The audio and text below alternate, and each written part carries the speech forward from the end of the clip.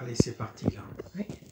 Allez, bonjour mes frères et sœurs d'Elbeuf, très heureux de me retrouver pour partager ensemble la bonne parole du Seigneur. Je voudrais m'arrêter à une parole de l'homme de Dieu que nous connaissons bien, David, un homme selon le cœur de Dieu. Mais il est vrai que dans sa vie, il y a eu des failles, comme il peut en avoir dans beaucoup de vies, mais je sais que Dieu est celui qui relève, le Seigneur est vraiment celui qui fait grâce. Alors j'aimerais lire avec vous dans le psaume 51 simplement un seul verset. Psaume 51 au verset 19. Voilà ce que David nous dit, inspiré par le Saint-Esprit, bien sûr. Les sacrifices qui sont agréables à Dieu, c'est un esprit brisé. Ô Dieu, tu ne dédaignes pas un cœur brisé et contrit. Dieu ne dédaigne pas un cœur brisé et contrit. On le sait bien, il y a tellement de vies brisées, il y a tellement de cœurs brisés. Mais justement, cela réconforte mon cœur parce que je sais que Jésus vient au secours de ceux qui ont une vie brisée. Et là, je relis le texte biblique. Ô Dieu, tu ne dédaignes pas un cœur brisé et contrit. C'est vrai, c'est David, ce roi, qui à un moment donné va tomber. D'ailleurs, la Bible nous le dit, que celui qui est debout prenne garde de tomber. David est tombé, mais nous le savons par ce psaume 51, que Dieu va pardonner son péché, d'ailleurs par la voix de Nathan le prophète. Il lui sera dit, Dieu pardonne ton péché. Heureux ceux à qui la transgression est remise et à qui le péché est pardonné. Et bien sûr, nous le savons tous, Jésus sur la croix, Jésus a pu dire sur la croix, Père, Père, pardonne-leur parce qu'ils ne savent pas ce qu'ils font. David est tombé, nous le savons avec la femme de Uri le Héthien, et même par la suite, il nous est montré que David va envoyer Uri au plus fort du combat, une lettre qu'il a écrite au chef de l'armée Joab, et ainsi le mari de Bathsheba va mourir. Mais la Bible nous le dit que cela va déplaire à l'Éternel. Oh, puissions-nous faire ce qui plaît à Dieu. Alors je reviens à ce texte clé que j'aimerais partager avec vous ce soir. Ô Dieu, tu ne dédaignes pas un cœur brisé et contrit. Alors nous avons beaucoup d'exemples dans l'Écriture d'hommes et de femmes qui ont été touchés par l'épreuve, mais ils sont venus vers Jésus. Ils sont venus vers Dieu. D'ailleurs, la Bible nous le dit, « Tournez-vous vers moi et vous serez sauvés. » Le salut vient de l'Éternel. Alors, j'aimerais partager avec vous un premier exemple, peut-être avant encore vous montrer que David a réalisé vraiment son péché. Dans ce psaume 51, il nous est dit « Efface mes transgressions, efface mes transgressions. » Même David dira « Lave-moi complètement de mon péché. » Et nous le savons, le sang de Jésus nous purifie de tout péché. David avouera son péché, dira « Je reconnais mes transgressions et mon péché est constamment devant moi. » Et David le dira, « J'ai péché contre toi seul. » comme le fils prodigue le dira à son père, « J'ai péché ». Oui, quand quelqu'un arrive à dire « J'ai péché », j'ai transgressé la loi de Dieu, il est déjà sur la voie, je pourrais dire, du rétablissement. Parce que là où le péché abonde, la grâce a surabondé, que Dieu soit béni. Alors je voudrais faire une autre lecture pour vous montrer que Dieu connaît notre cœur, et il est vrai que David va parler avec un cœur qui est droit. Soyons droits avec le Seigneur. N'essayons pas de nous déguiser. N'essayons pas de cacher comme Adam et Ève. Lorsque Dieu les a appelés, eh bien ils se sont cachés. Soyons vrais avec Dieu. Et je crois que Dieu attend réellement que nous soyons vrais.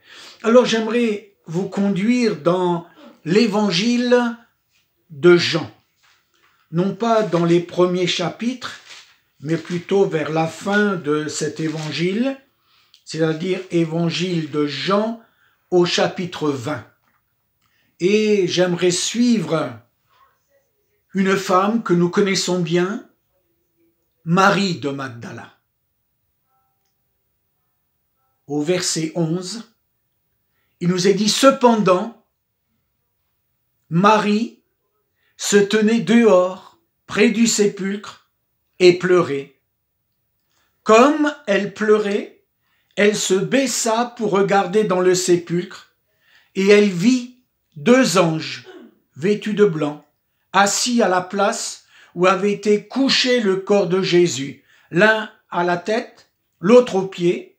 Ils lui dirent « Femme, pourquoi pleures-tu » Elle leur répondit « Parce qu'ils ont enlevé mon Seigneur et je ne sais où ils l'ont mis. » En disant cela, elle se retourna et elle vit Jésus debout, mais elle ne savait pas que c'était Jésus.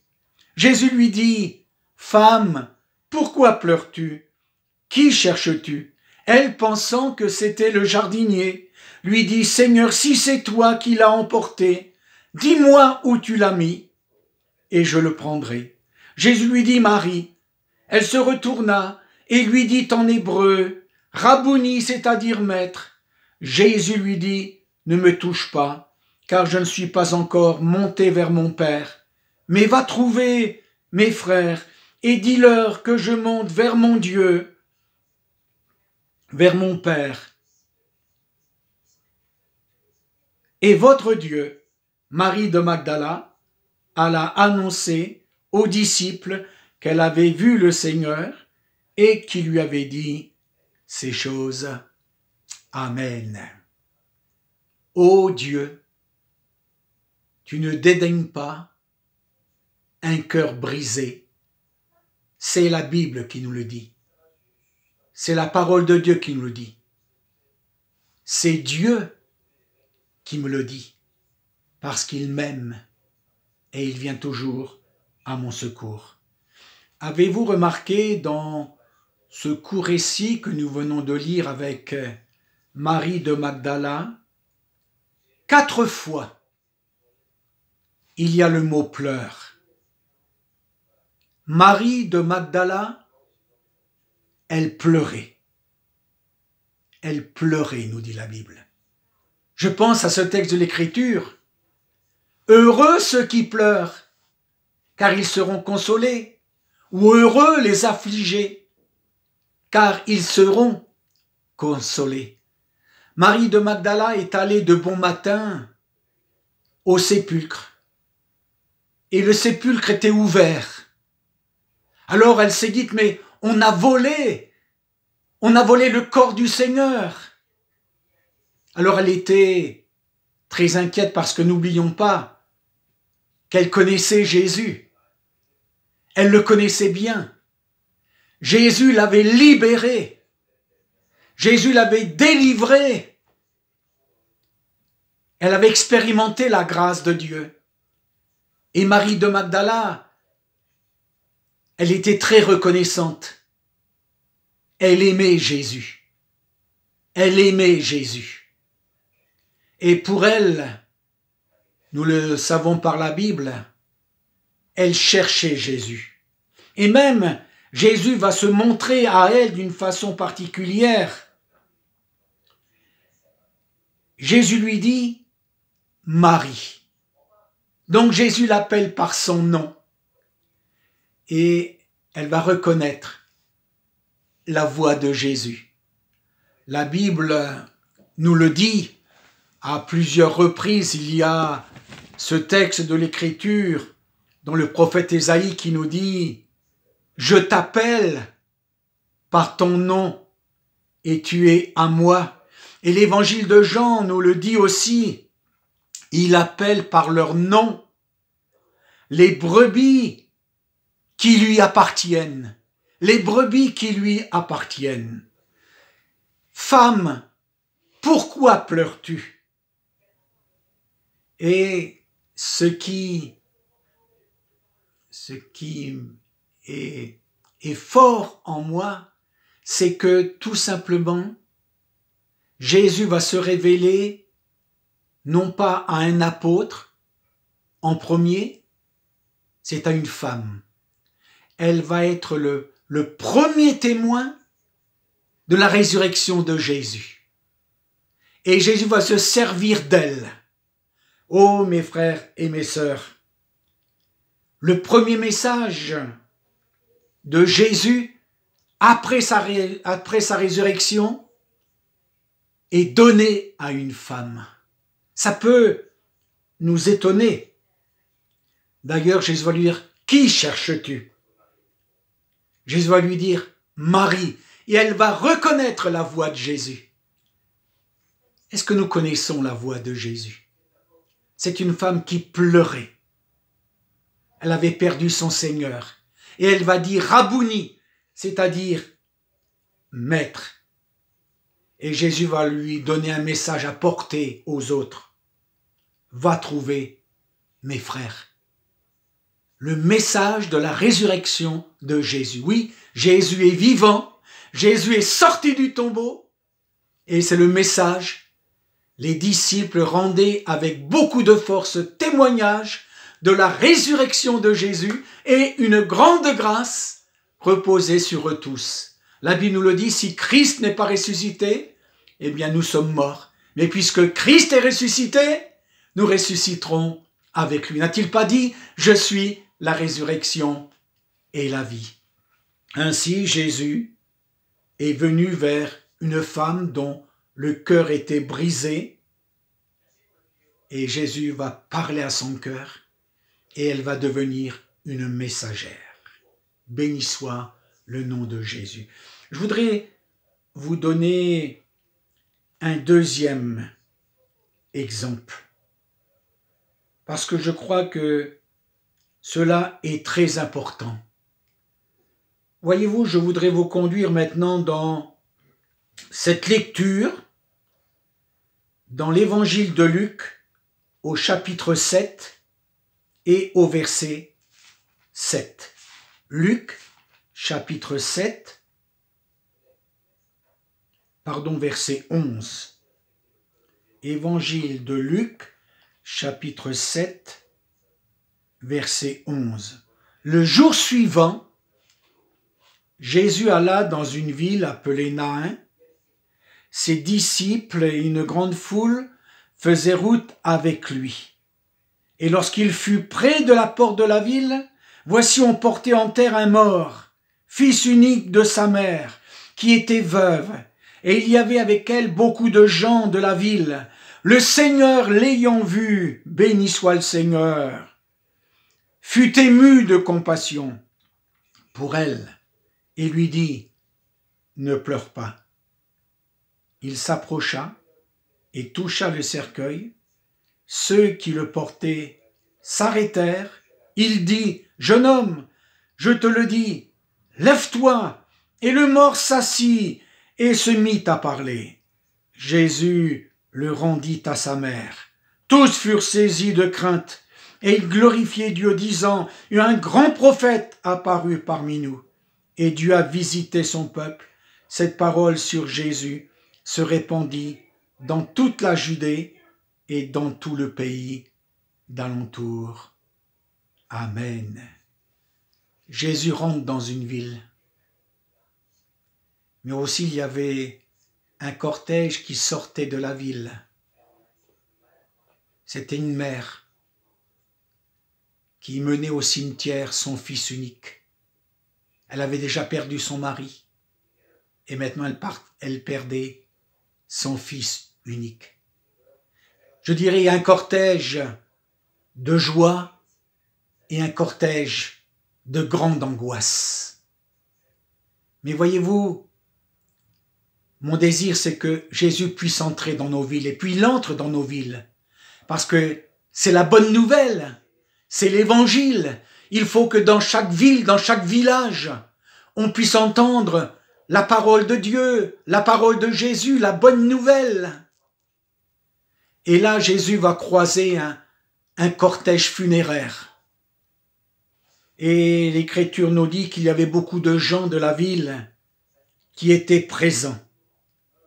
Et le regard de Jésus, le regard de Jésus, j'aime parler du regard de Jésus. Parce que dans son regard, il y a de l'amour. Il n'y a pas de la haine, mais il y a de l'amour. Son regard nous parle. C'est un regard de compassion. Il veut tellement venir à notre secours. Il veut tellement nous aider. Et Jésus a remarqué cette pauvre veuve perdre son mari, perdre son fils unique. Et si je regarde ce que me dit l'Écriture, Jésus fut ému de compassion. Jésus ne se réjouit pas de nos malheurs. Jésus ne se réjouit pas des choses mauvaises qui nous arrivent. Il veut venir à notre secours. Il veut nous faire du bien. Jésus, l'ayant vu, fut ému de compassion. Donc le cœur de Dieu s'est ouvert. Et je crois, mes frères et sœurs et mes amis, que le cœur de Dieu s'ouvre devant nos malheurs, devant nos maladies, devant nos vies. Jésus veut tellement venir à notre aide. Il nous aime, il nous appelle et il nous le dit, venez à moi. Je veux vous faire du bien. D'ailleurs, la Bible nous le dit, pour moi, pour nous approcher de Dieu, c'est notre bien. Et Jésus lui a dit, ne pleure pas. Elle pleurait. Jésus est vraiment celui qui apporte le remède.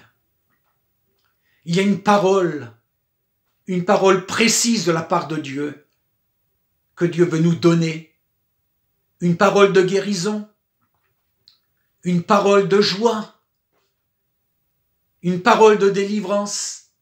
Jésus veut agir en notre faveur, et je le crois, mes frères et sœurs et mes amis. Jésus lui dit, ne pleure pas.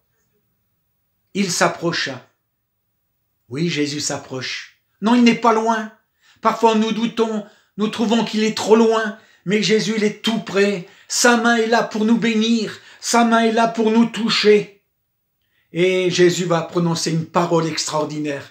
Jeune homme, je te le dis, lève-toi. Et le mort s'assit et se mit à parler. Jésus lui a dit, ne pleure pas. Jésus est venu la consoler. Jésus lui a rendu son fils. Alors que va-t-il se passer dans ces funérailles? Tout va être changé. Tout va être changé. Tous furent saisis de crainte, nous dit la Bible, et ils glorifiaient Dieu. Oui, Dieu fait tout à merveille.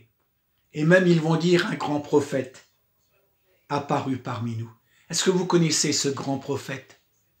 Est-ce que vous connaissez ce sauveur? Est-ce que vous connaissez Jésus?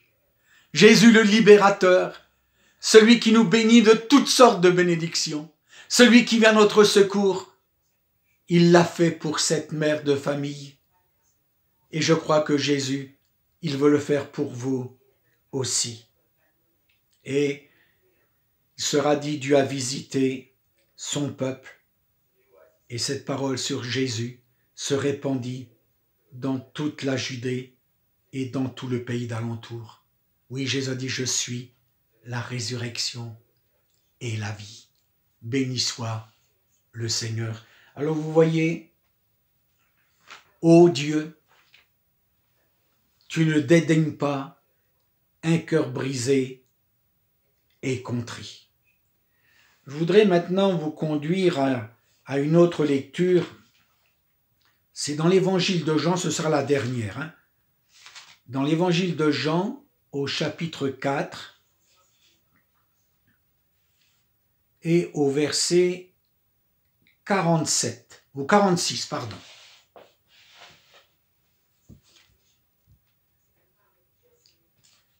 Il y avait à Capernaum un officier du roi dont le fils était malade. Ayant appris que Jésus était venu de Judée en Galilée, il alla vers lui et le pria de descendre et de guérir son fils qui était sur le point de mourir.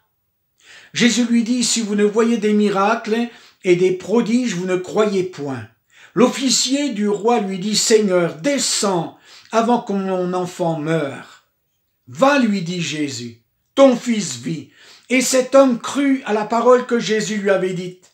Et il s'en alla. Comme déjà il descendait, ses serviteurs venant à sa rencontre lui apportèrent cette parole ou cette nouvelle.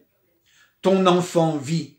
Il leur demanda à quelle heure il s'était trouvé mieux et ils lui dirent, hier à la 7e heure, la fièvre l'a quitté. Le père reconnut que c'était à cette heure-là que Jésus lui avait dit, ton fils vit, et il crut, lui et toute sa maison.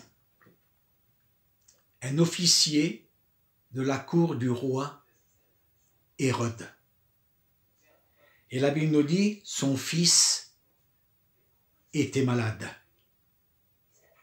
Alors bien sûr, lui aussi, il a entendu parler de Jésus. Comment entendront-ils parler de Jésus? Il faut que les chrétiens soient la bonne odeur de Christ. Il faut qu'ils soient la lumière de Christ. Il faut qu'ils répandent justement le nom de Jésus. Parce que Jésus sauve. Crois au Seigneur Jésus et tu seras sauvé. Et cet homme, il a entendu parler de Jésus.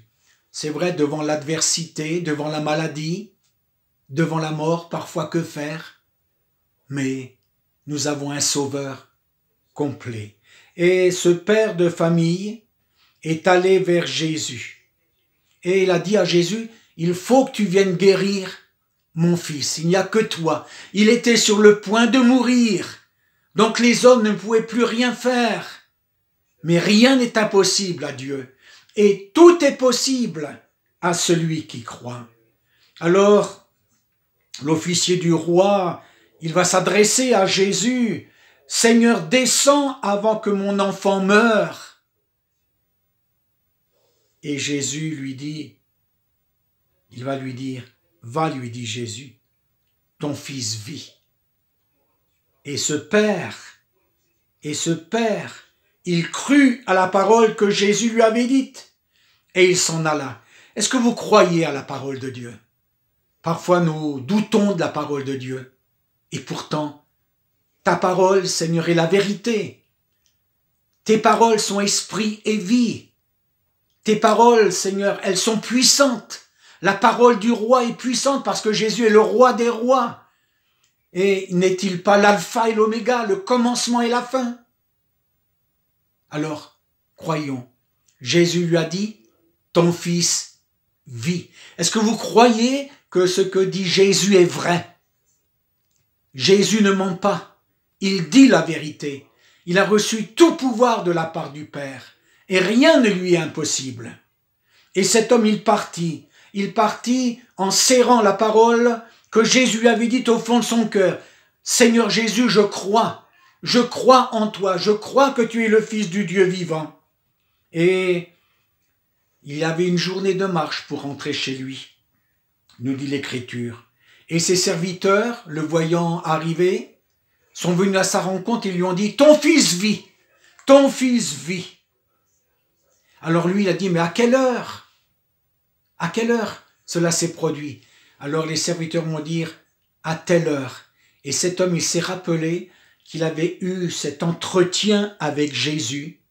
Il avait eu cette rencontre avec Jésus. Est-ce que tu as eu un entretien avec Jésus? Est-ce que tu as rencontré Jésus, le Sauveur? Des paroles de grâce sortent de sa bouche, des paroles de vie, des paroles de pardon. C'est quelque chose d'extraordinaire. Viens à Jésus, il t'appelle, il veut te sauver. Crois au Seigneur Jésus et tu seras sauvé. Et cet homme, que va-t-il se produire? Ils vont lui dire, mais il s'est trouvé mieux à la 7e heure. C'était là où il avait rencontré Jésus. Ils vont dire, la fièvre l'a quitté. Oui, Jésus, il enlève la fièvre de nos cœurs. Comme il est entré dans la maison de Simon et d'André, et la belle-mère de Pierre avait la fièvre, Jésus a guéri cette femme de la fièvre, et même ensuite, elle les servit. Dieu fait des choses vraiment remarquables, que Dieu soit béni. Et le Père, il reconnut que c'était à cette heure-là que Jésus lui avait dit « ton fils vit ». Et il va entraîner toute sa maison à croire en Jésus. Il crut. Ne t'ai-je pas dit que si tu crois, eh bien tu verras la gloire de Dieu. Mes frères et sœurs, oui, croyons de tout notre cœur et sachons que Dieu ne dédaigne pas les cœurs